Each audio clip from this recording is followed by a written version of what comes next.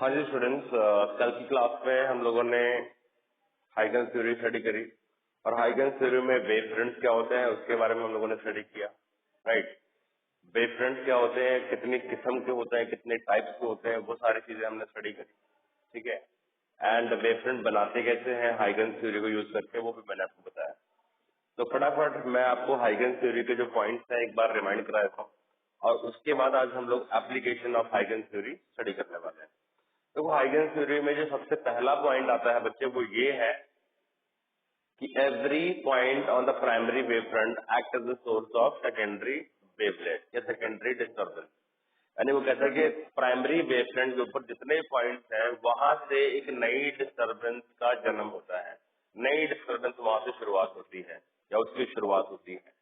दूसरा पॉइंट इसमें यह बताया गया है कि जब भी हमें किसी लेटर टाइम के ऊपर वेव फ्रंट को बनाना होता है तो हम लोग क्या करते हैं, हम लोग वहां पे एक टेंजेंट ड्रॉ करते हैं सेकेंडरी वेवलेट के ऊपर और उन टेंजेंट्स को अगर हम ज्वाइन करते आते हैं तो हमें एक नया शेप ऑफ वेव फ्रंट मिल जाता है या हमें एक नया वेव फ्रंट मिलता है जिसको हम लोग सेकेंडरी वेव फ्रंट बोलते हैं। तीसरा पॉइंट मैंने आपको बताया था इसके अंदर कि जिस किस्म का वेव फ्रंट इनिशियली प्रेजेंट होता है उसी किस्म का वेव फ्रंट लेटर ऑन आप ड्रॉ कर सकते हो बाय यूजिंग दिस प्रिंसिपल। ठीक है, और इसमें एक मैंने नोट लिखवाया था बच्चे कल की रिकॉर्डिंग के अंदर, ये कल के लेक्चर के अंदर, वो नोट ये था कि जब भी आप वेव फ्रंट बनाएंगे और उस वेव फ्रंट पे आपको रेज ऑफ लाइट ड्रॉ करने को बोला जाता है तो याद रखना rays of light are always perpendicular to the wave front, यानी वेव फ्रंट के ऊपर हमेशा ही परपेंडिकुलर रहती है रेज ऑफ लाइट। अब चलिए शुरुआत करते हैं। हाइगन्स थ्योरी का बड़ा पहला प्रिंसिपल है, sorry what you call the very first application of the Huygens theory is reflection reflection of the light. ठीक है, ये जो थ्योरी है रिफ्लेक्शन ऑफ लाइट को प्रूव करती है अच्छी तरीके से। ठीक है, और ये थ्योरी रिफ्लेक्शन ऑफ लाइट को भी प्रूव करती है। तो हम इस लेक्चर में, आज के लेक्चर में दोनों को प्रूव करना सीखेंगे। सबसे पहले रिफ्लेक्शन ऑफ लाइट या लॉ ऑफ रिफ्लेक्शन इसको बोल देते हैं। लॉ ऑफ रिफ्लेक्शन, रिफ्लेक्शन को हम प्रूव करेंगे। लॉ ऑफ रिफ्लेक्शन, देखो लॉ ऑफ रिफ्लेक्शन क्या है बेटा, लॉ ऑफ रिफ्लेक्शन बेसिकली है I is equal to R, यानी angle of incidence is equal to angle of the reflection, ऐसा बोला गया है। चलिए शुरू करते हैं इसका प्रूफ। तो कैसे इसको प्रूफ करेंगे बेटा इस चीज को, देखो ध्यान से। मेरे पास में बेटा ये एक मिरर है, ठीक है, this is a mirror, right, plane mirror में लेके चल रहा हूँ। किसी भी मिरर के लिए लॉ ऑफ रिफ्लेक्शन आप प्रूव कर सकते हो, बट सिंप्लिसिटी के लिए मैं प्लेन मिरर के लिए इसको प्रूव करके दिखा रहा हूँ। अब मान लीजिए प्लेन मिरर पे बेटा ये रेज ऑफ लाइट ऐसे फॉल कर रही है, एक रे ऑफ लाइट ये है यहाँ पे, ठीक है, रे नंबर 1 इसको बोल दिया, और इसी के पैरेलल हमने एक और रे ऑफ लाइट ले ली इस तरह से। ठीक है, एक और हमने ऐसे रे ऑफ लाइट ले ली है, इसका मैंने जो लेंथ है वो थोड़ा कम कर दिया है। अब ये मेरे पास में एक रे ऑफ लाइट है पहली, और दूसरी रे ऑफ लाइट मैंने यहाँ बना दिया ये। ठीक है, मैं पूरा नहीं ड्रॉ कर रहा हूँ, वो क्यों नहीं ड्रॉ कर रहा हूँ अभी आपको लेक्चर में समझ में आ जाएगा। अब ये सेकंड रे ऑफ लाइट है, इसका डायरेक्शन इस तरह से है। अब आपको मालूम है कि जब रेज ऑफ लाइट पैरेलल होती है तो बेटा जो वेव फ्रंट होता है उन रेज के परपेंडिकुलर बनता है। यदि ये पैरेलल रेज ऑफ लाइट है तो बेटा इनका जो वेव फ्रंट बनेगा वो कुछ इस किस्म से बनेगा, ऐसा वेव फ्रंट बनेगा। ये हमने एक वेव फ्रंट बना दिया जो कि क्या है, इन दोनों रेज के परपेंडिकुलर है। थोड़ा इसको मैं मोटा करके ये हाईलाइट करके बना देता हूँ ताकि आपको ये क्लियरली समझ में आ जाए। ये हमने क्या बनाया बेटा, एक प्लेन वेव फ्रंट बनाया, क्योंकि आपको बता रखा है मैंने कि जब भी rays of light parallel to each other होती है तो उनके परपेंडिकुलर हमेशा वेव फ्रंट बनता है, या वेव फ्रंट का जो शेप होता है वो कैसा रहता है, वो एक प्लेन वेव फ्रंट आप बनाते हैं। जब भी रेज ऑफ लाइट पैरेलल होती है तो एक हमारे पास में प्लेन वेव फ्रंट जो है वो बनता है बच्चों, राइट। तो ये हमारे पास में क्या है, this is the plane wave front, इसको हम बोल रहे हैं incident, this is called incident plane wave front, PWF mean plane wave front. अभी rays of light wave front की क्या रहती है बेटा, परपेंडिकुलर, तो ये रे ऑफ लाइट यहाँ परपेंडिकुलर और ये रे ऑफ लाइट यहाँ परपेंडिकुलर, ये 90 डिग्री एंगल। ठीक है, कोई इसमें दिक्कत नहीं है। तो ये हमारा है, इसको हम ए, इसको हम बी बोल देते हैं। तो यहाँ पे जो हमारा ए बी है बेटा, A B is our incident plane wave front, incident plane wave front है जी, ठीक है। अब आप ध्यान से देखिए, इस प्लेन वेव फ्रंट पे जितने भी पॉइंट होंगे, इस प्लेन वेव फ्रंट पे जितने भी पॉइंट होंगे, those points will be acting as the source of secondary disturbance as per the Huygens first principle। पहला प्रिंसिपल यही है कि the very first principle says कि भाई इसके ऊपर जितने भी पॉइंट लाई करेंगे they are source of the new disturbance, नई डिस्टर्बेंस का वो सोर्स होते हैं। तो बेटा यहाँ से अगर मैं एक वेवलेट चालू करूं, ठीक है, तो यह वेवलेट बेटा पहुंचेगा ऐसे करके, ठीक है, यहाँ चलना शुरू हुआ इस तरह से, ऐसे ऐसे वेव फ्रंट आप बनाते जाएंगे या वेवलेट आप बनाते जाएंगे, और किसी लेटर टाइम के ऊपर वेव फ्रंट जो है बेटा यहाँ से ट्रेवल करता हुआ कहीं पहुंच जाएगा, राइट। इसमें कोई प्रॉब्लम वाली बात नहीं, ये सभी जानते हैं। अब ध्यान देना, यहाँ जो मीडियम है वो कैसा मीडियम है, एयर मीडियम है, राइट। अब एयर मीडियम में तो मैं क्या करता हूँ कि मान लेते हैं कि ये जो रे ऑफ लाइट है, सेकंड रे ऑफ लाइट, वो टाइम टी के अंदर, in time equal to T, ये जो रे है सेकंड रे, ये यहाँ से बेटा ट्रैवल करते करते यहाँ पहुंच जाती है, यहाँ कहीं पहुंची, इस पर्टिकुलर पॉइंट सी पे मान लो टकरा रही है, राइट।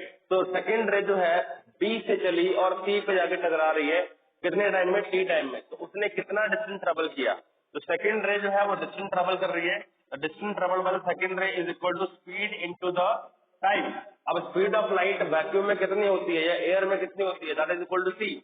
यहाँ पे जो सी है वो क्या है बेटा, speed of light in air और वैक्यूम, ठीक है। जो बेटा सेकंड रे ने जो डिस्टेंस ट्रेवल किया है वो कितना डिस्टेंस ट्रेवल किया है, सीटी के बराबर डिस्टेंस ट्रेवल हुआ।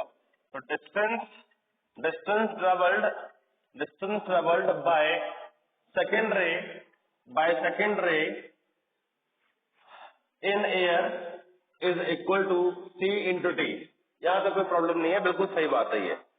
अब क्या होगा, जब ये पार्टिकल या ये जो वेव फ्रंट का ये वाला हिस्सा है, जब ये रे ऑफ लाइट यहाँ टकरा रही है, चलो मैं यहाँ पे एक नॉर्मल ड्रॉ करता हूँ सबसे पहले, क्योंकि जब भी लॉ ऑफ रिफ्रैक्शन या रिफ्लेक्शन स्टडी करते हैं तो हम एक नॉर्मल बनाते हैं।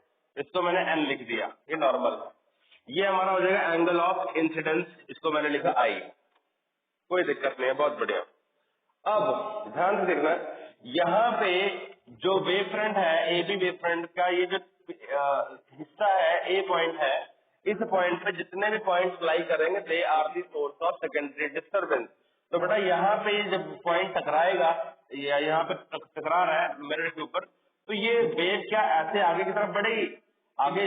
अब भाई ये मिरर है, मिरर के बाद में वेव थोड़ी नीचे थोड़ी जाएगी, देखा ये जाए तो ये वेवलेट यहाँ से, जैसे ये पॉइंट होता है हमारे पास में वेव फ्रंट के ऊपर, ये पॉइंट है, तो बेटा ये जो वेवलेट है वो ऐसे ट्रेवल करती है ना आगे की तरफ, यानी कि दीज आर दी सर्कल्स, और जिसका रेडियस डिस्टेंस ट्रेवल के बराबर होता है। ये जो वेवलेट होती है, वेवलेट आगे की तरफ ऐसे फैलती है, और जो डिस्टेंस ट्रेवल करते हैं वो हमारा बेसिकली रेडियस ऑफ सर्कल के बराबर होगा, या distance travel would be equal to the radius of the circle, ठीक है। तो यहाँ पे जो पॉइंट होगा बच्चे, वो ऐसे डिस्टर्बेंस चलाएगा, ऐसे 1 2 3 4 ऐसे मल्टीपल वेवलेट यहाँ चलेगी, लेकिन यहाँ पे ये पॉइंट जो है बेटा मिरर पे टकरा रहा है, यानी कि this point will be reflected back. अब अगर ये इंसिडेंट रे है, अगर ये इंसिडेंट रेज है, तो बेटा क्या होगा, जैसे ये सेकंड रे थी ना, सेकंड रे यहाँ टकराई और टकराने के बाद मान लो ऐसे रिफ्लेक्ट कर गई, ये हमारी सेकंड रे है। आफ्टर रिफ्लेक्शन ऐसे हो गई, ठीक है भाई, इसमें कोई दिक्कत नहीं है। अच्छा, अभी ये वाली जो रे है, जो फर्स्ट रे है, ये यहाँ टकराई और टकराने के बाद में क्या ये वाली रे ऐसे जो है वो रिफ्लेक्ट होगी इस तरह से, बिल्कुल होगी, कोई दिक्कत वाली बात नहीं। ये हमारी फर्स्ट रे होगी आफ्टर रिफ्लेक्शन, और ये वाली हमारी सेकंड रे होगी आफ्टर रिफ्लेक्शन, ठीक है बेटा। ये रे ऑफ लाइट ऐसे, और देखिए दोनों जो रेज ऑफ लाइट है ये आपस में पैरेलल ही है, ठीक है। अब यहाँ पे हम क्या करते हैं, अब जब यहाँ पे ये रे ऑफ लाइट टकरा रही है, या ये यहाँ पे वेव फ्रंट का ये हिस्सा टकरा रहा है, तो बेटा यहाँ से क्या होगा, एक सेकेंडरी जो है वेव फ्रंट वो है वो स्टार्ट हो जाएगा, यानी सेकेंडरी वेवलेट स्टार्ट हो जाएगा, वेव फ्रंट नहीं सेकेंडरी वेवलेट स्टार्ट हो जाएगा। अब वो सेकेंडरी जो वेवलेट होगा वो ऐसे ऐसे ऐसे ऐसे आगे की तरफ जो है वो चलता रहेगा। अब हम एक काम करते हैं कि जितने टाइम में ये रे जो है बी, ये जो सेकंड रे है बी से सी में पहुंचती है, उतने टाइम के अंदर ये वाली जो रे है, जो फर्स्ट रे है, वो यहाँ से मान लो यहाँ पहुंच गई है, यहाँ पहुंच गई, इस पर्टिकुलर पॉइंट पे आ गई है, ठीक है। दिस इज द पॉइंट से डी।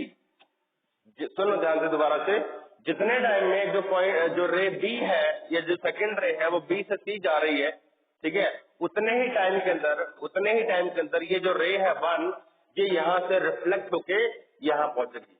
क्योंकि बेटा दोनों रे के लिए, चाहे सेकंड रे हो चाहे फर्स्ट रे हो, दोनों रे के लिए मीडियम सेम है। यदि मीडियम सेम है तो दोनों रे डिस्टेंस सेम ट्रेवल करेंगी, बिकॉज सेम स्पीड है और सेम टाइम है, तो डिस्टेंस ट्रेवल भी उनका सेम होगा। तो जितने टाइम में सेकंड रे यहाँ से यहाँ पहुंची, उतने टाइम के अंदर ये वाली रे यहाँ से बनी, रिफ्लेक्ट हुई, यानी यहाँ से सेकेंडरी वेवलेट बनी, और वो सेकेंडरी वेवलेट मान लो यहाँ पहुंच चुकी है, ये पहुंच चुकी है। मतलब असल में बनेगा पूरा सर्कल ऐसे, लेकिन बनाने के लिए मैं बना सकता हूँ, लेकिन जरूरत नहीं है, ठीक है, जरूरत नहीं है। हाइगन्स प्रिंसिपल अभी सब लोग को मालूम है। तो इस पॉइंट पे यानी एबी वेव फ्रंट का जो ये पॉइंट है, ए पॉइंट जो यहाँ पे टकरा रहा है यहाँ पे बी पॉइंट के ऊपर, यहाँ से वेवलेट चली और वो वेवलेट यहाँ पहुंच गई टाइम टी के अंदर। और इसने डिस्टेंस कितना ट्रेवल किया? इसने बच्चों डिस्टेंस उतना ही ट्रेवल किया है जितना कि इस रे ने ट्रेवल किया। डिस्टेंस ट्रेवल सी टी, और ये भी डिस्टेंस कितना निकालेगी? ये भी डिस्टेंस हमारा सी टी के बराबर ही होगा, यानी कि distance travelled by the first reflected ray, ठीक है, distance travelled by the first reflected ray in air is again equal to C T. जो पहली रिफ्लेक्टेड रे है ये वाली फर्स्ट रिफ्लेक्टेड रे, ये वाली आफ्टर रिफ्लेक्शन कितना डिस्टेंस ट्रेवल कर रही है? सी टी के बराबर ट्रेवल कर रही है, because there is no change in medium and there is no change in speed of light and there is same time for the two rays. तो हमने एक यहाँ पे वेवलेट ड्रॉ कर दिया, ये आर्क हमने बना दिया इस तरह से, राइट। अब हम एक काम करते हैं, ठीक है, मैंने समझाने के लिए बनाया, ये पॉइंट डी है। अब एक काम करते हैं, यहाँ से ये हमारे पास में रेडिएशन है बच्चे, यहाँ से हमने इस पॉइंट से एक ऐसे लाइन टेंजेंट ड्रॉ कर देना है। ये हमने टेंजेंट बना दिया, ठीक है, थोड़ा टेंजेंट टेढ़ा बन रहा है बट कोई दिक्कत नहीं है। ये हम एक टेंजेंट यहाँ बना देते हैं। ये जो टेंजेंट है बेटा, ये टेंजेंट थोड़ा इसको हाईलाइट कर देता हूँ। ये जो टेंजेंट आपको दिखाई दे रहा है, this tangent is known as the reflected wave front. ये हमारा क्या है बेटा? रिफ्लेक्टेड वेव फ्रंट है, reflected plane wave front, reflected plane wave front. और ये हमारा हो जाएगा नॉर्मल, सीधा नॉर्मल ड्रॉन, ये हमारा नॉर्मल हो गया, ठीक है, एंड डैश इसको बोल दिया मैंने। तो बेटा ये हमारे पास में ये वाले जो इंसिडेंट वेव फ्रंट है, और ये हमारे पास में रिफ्लेक्टेड वेव फ्रंट बन गया किसी लेटर टाइम टी के बाद में। तो बेटा ये वेव फ्रंट और ये वेव फ्रंट देखो, ये वाला अगर प्राइमरी वेव फ्रंट है तो ये वाला हमारा क्या बन जाएगा? सेकेंडरी वेव फ्रंट या रिफ्लेक्टेड वेव फ्रंट बन जाएगा किसी लेटर टाइम टी के बाद में। तो बेटा यहाँ पे हमने ये वाला एंगल बनाया था 90 डिग्री, तो ये वाला एंगल भी कितना होगा तुम्हारे पास? 90 डिग्री का होगा। ये एंगल 90 डिग्री, तो डेफिनेट सी बात है ये वाला एंगल भी 90 डिग्री होगा, राइट। अब जरा ध्यान से देखना, ये जो रे है फर्स्ट रे, यहाँ पे जो एंगल बन रहा है तुम्हारे पास, कितना एंगल बनेगा? This angle would be equal to 90 degree. बेटा ये वाला एंगल 90 डिग्री होगा ना। अगर ये एंगल 90 डिग्री होगा तो ये वाला एंगल कितना बनेगा तुम्हारे पास? This angle would be 90 minus i, this angle would be 90 minus i, ठीक है। जो लोग मैथ वाले बच्चे हैं वो शायद समझ जाए मेरी बात को। ये एंगल हमारे पास में कितना होगा? 90 माइनस आई। तो बेटा ये वाला एंगल कितना बनेगा? ये वाला, this angle would be I simply, है ना। देखो भाई ऐसे है ये चीज, ये हमारे पास में नॉर्मल था, ये एंगल जो है हमारे पास में कितना होगा? 90 माइनस आई होगा ना, ये एंगल 90 माइनस आई है, राइट। तो ये एंगल तुमको पता है 90 डिग्री का है, ये एंगल 90 डिग्री है, ये वाला एंगल पूरा जो है 90 डिग्री का, थोड़ा हॉस्पोज बन रहा है डायग्राम में बट समझ लेना। ये एंगल 90 डिग्री है, तो बेटा ये वाला एंगल कितना हो जाएगा तुम्हारे पास? This angle would be exactly equal to 90 में से इतना माइनस कर देंगे तो ये एंगल आई बन जाएगा, है ना। ये पूरा 90 डिग्री एंगल है, ये 90 माइनस आई है, तो बेटा ये वाला एंगल कितना हो गया? आई आ गया। सिमिलरली आप देखेंगे तो ये वाला एंगल क्या होगा? हमारा एंगल ऑफ रिफ्लेक्शन होगा। जो रिफ्लेक्टेड रे एंगल बनाती है with a normal, that is called angle of reflection. अब आपको मालूम होगा आपको मालूम होगा कि बेटा ये जो रिफ्लेक्टेड वेव फ्रंट है, इस पे जो लाइट पड़ती है वो 90 डिग्री पे होगी, यानी ये एंगल कितना होगा तुम्हारा? 90। ये रिफ्लेक्टेड रे है, ये एंगल 90 डिग्री, तो ये वाला एंगल कितना? 90 minus R, and similarly prove करते कराते आपको एक रिजल्ट मिलता है। तो ये वाला जो एंगल बनेगा, ये वाला जो एंगल बनेगा वो तुम्हारा आर बन जाएगा। यानी कि मैं दो ट्राइंगल यहाँ पे बना के दिखा रहा हूँ। एक ट्राइंगल ये है तुम्हारे पास, ठीक है, triangle is A B C, ध्यान से देखना, एक ट्राइंगल बना तुम्हारे पास ए बी सी, ठीक है, और एक ट्राइंगल तुम्हारे पास में इस तरह से बन रहा है, इस तरह से बन रहा है triangle. The triangle is A C and D. ये एंगल इसका 90 डिग्री, इसका ये वाला एंगल 90 डिग्री, ये वाला एंगल है आई, और इसका ये वाला एंगल है तुम्हारे पास आर। ठीक है बेटा, ये चीजें हैं। डिस्टेंस बीसी जो है, बीसी तुम्हारा डिस्टेंस है सीटी के बराबर, और इधर जो है तुम्हारा ये डिस्टेंस एसी है, सॉरी एडी जो है, एडी यहाँ पे तुम्हारा है सीटी के बराबर है। ठीक है, इस तरह से बेटा डायग्राम। अब यहाँ पे हम कुछ नहीं करेंगे, सिंपल सा एक मैथ का रूल लगाते हैं कि ये जो ट्राइंगल्स है, हियर जो ट्राइंगल्स है तुम्हारे पास में, ट्राइंगल्स कौन थे, triangle A B C and triangle A D C are congruent, congruent triangle हो गए। अगर ये ट्राइंगल कॉन्ग्रुएंट है, इसका मतलब ट्राइंगल ए बी सी जो है हमारे पास में, ठीक है, it is congruent to triangle A D C. यदि दोनों ट्राइंगल कॉन्ग्रुएंट है तो बेटा बाय सीपीसीटी, आपको मालूम होगा सीपीसीटी थ्योरम है। सीपीसीटी थ्योरम का मतलब हो गया corresponding part of the congruent triangles, corresponding part of the congruent triangles. इसको लगा देते हैं हम लोग, ठीक है, या कुछ लोग इसको बोलते हैं आर एच एस बोल देते हैं, ठीक है, तो आर एच एस भी यहाँ पे चलेगी, ठीक है, राइट एंगल हाइपोटेन्यूज साइड, ठीक है, वो भी चलेंगी, तो कोई दिक्कत वाली बात नहीं है। आप देखिए यहाँ पे एक प्रॉपर्टी लग जाएगी, ये एंगल दोनों का 90 डिग्री, ये एंगल 90 डिग्री हो गया, ठीक है, यानी कि यहाँ पे एंगल 90 डिग्री हो गया।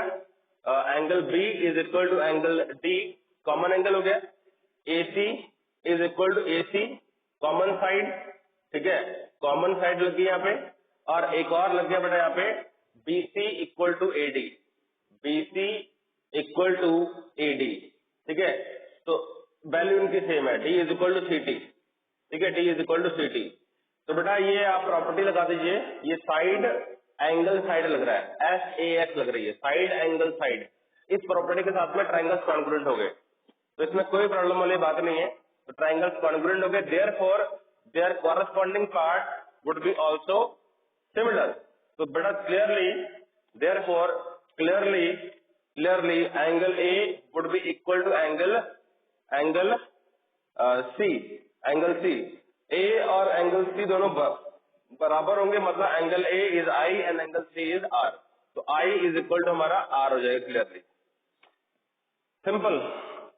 ये 90 डिग्री का हो गया, ठीक है, ये एंगल और ये एंगल सिमिलर हो जाएंगे, है ना। सीबीसीटी सबको मालूम है, क्लास 10 में पढ़ते हो, तो सीबीसीटी थ्योरम लगा दी या आरसीएस थ्योरम लगा दी, उससे आपका I is equal to R clearly prove हो जाएगा। तो this is the law of reflection by the Huygens theory, ठीक है बेटा, इसको हम आसानी से नोट कर सकते हैं, इसमें कोई प्रॉब्लम नहीं आनी चाहिए।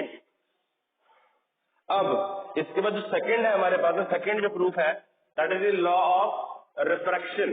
तो अब रिफ्रैक्शन ऑफ लाइट को हम प्रूव करने जा रहे हैं। बाद में आप इस वीडियो को बड़ा रिवाइंड करके आसानी से देख सकते हैं। तो लॉ ऑफ रिफ्रैक्शन को हम प्रूव करेंगे राइट नाउ। अब ये लॉ ऑफ रिफ्रैक्शन क्या चीज है इसको देखते आ जाओ। तो law of refraction of light, ठीक है। अब law of refraction of light सबको मालूम होगा क्या होता है। तो बेटा by the Huygens theory now we are going to prove the second law of the light which is the law of refraction.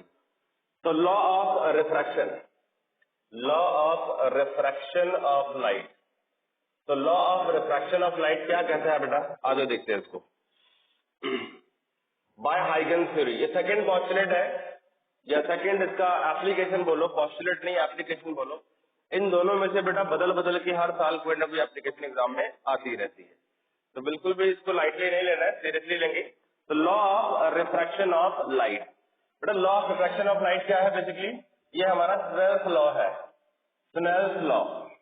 ऐसे एक लॉ और भी होता है ना, incident ray and the reflected ray and the normal they all lie in the same plane. तो वो understood है कि वो सेम प्लेन में ही लाई करने वाला है, लेकिन जो सेकंड लॉ है sine i by sine r is equal to mu which is equal to constant या which is equal to c divide by v, ठीक है, speed of light in vacuum divide by speed of light in medium. ये हमारा sense law है, इसको हम लोग समझेंगे या प्रूव करेंगे। आओ देखते हैं। तो सबसे पहले तो हमें एक मीडियम बनाना पड़ेगा। यहाँ पे एयर मान लेते हैं और यहाँ पे हम डेंसर मीडियम मान लेते हैं, ठीक है, रेयर मीडियम और यहाँ पे हमारे पास में है डेंसर मीडियम, ठीक है। बहुत इजी है, आसानी से समझ में आएगा आपको।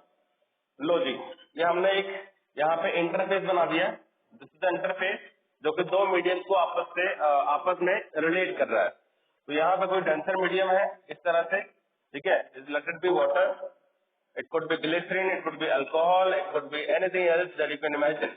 कोई भी डेंसर मीडियम है, ठीक है जी। ये हमारे पास में डेंसर मीडियम है, ओके, डेंसर मीडियम है।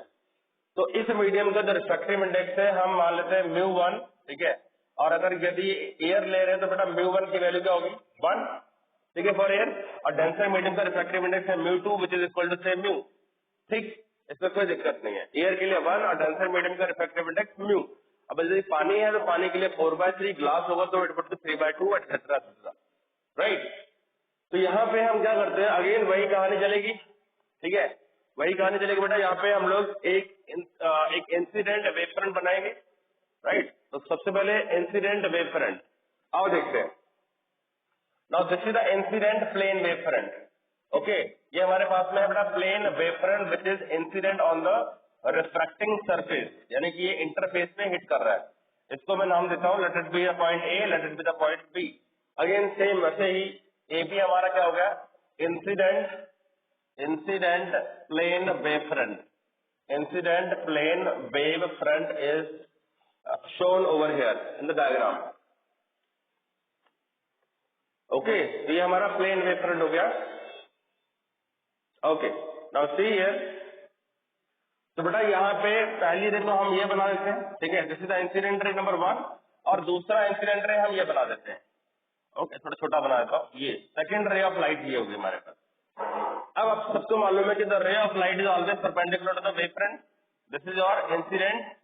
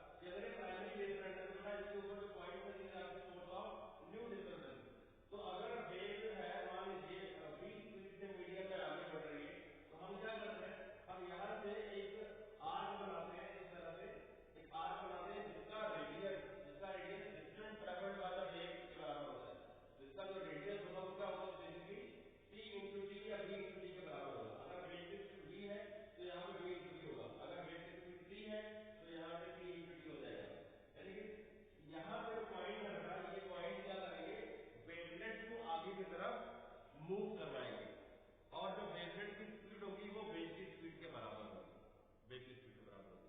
और हम अगर यहाँ पे इस distance travelled by the wave को रेडियस मान के एक आर्क ड्रॉ करेंगे और उन सभी आर्क को हम ज्वाइन करते रहेंगे, पहला आर्क, दूसरा आर्क, तीसरा आर्क, चौथा आर्क, अगर इनको हम ज्वाइन कर देंगे तो हमें एक सेकेंडरी वेवफ्रंट मिल जाता है किसी नए टाइम के बाद। तो यही है हाइगन्स प्रिंसिपल, इसी चीज को अप्लाई करने वाले हैं। तो बेटा यहाँ पे जो प्राइमरी वेवफ्रंट में जो ये सोर्स है कैंडिडेट सॉल्यूशन का, इसने एक रेडिएशन यहाँ से निकाली, ये एक वेवलेट निकाला और मान लो कि वो वेवलेट है ना कुछ टाइम ट्रैवल